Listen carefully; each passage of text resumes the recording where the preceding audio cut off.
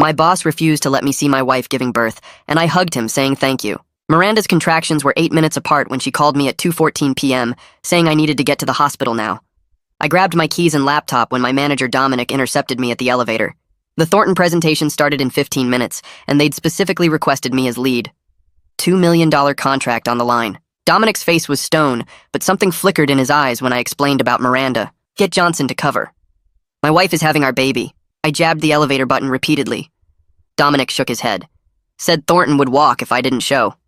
The whole team's quarterly bonus depended on this deal. He promised it would be quick. 2 hours maximum.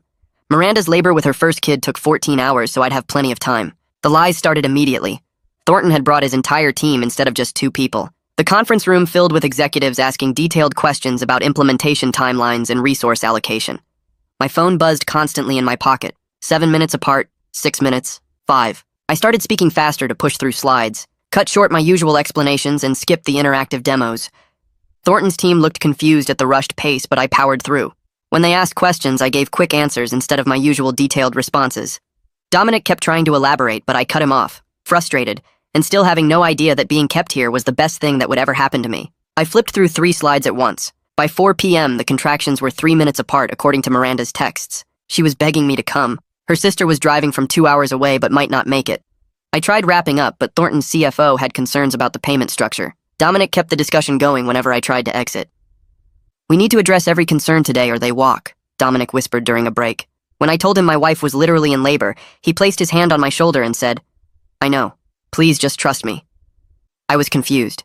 Did he know something about my wife's labor that I didn't? Either way, right after break I made a decision.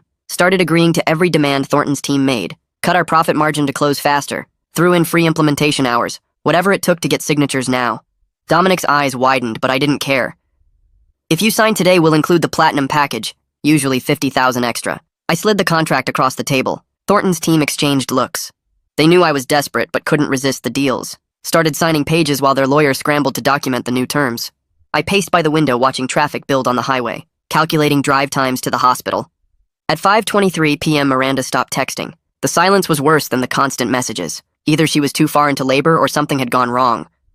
Dominic kept peering into my phone like he was looking for something.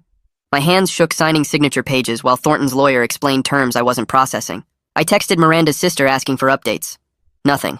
Called the hospital, but they couldn't give information over the phone. Started making mistakes on the paperwork. Wrong dates, illegible signatures. Had to redo pages while precious minutes ticked by. Dominic noticed my panic and took over the presentation.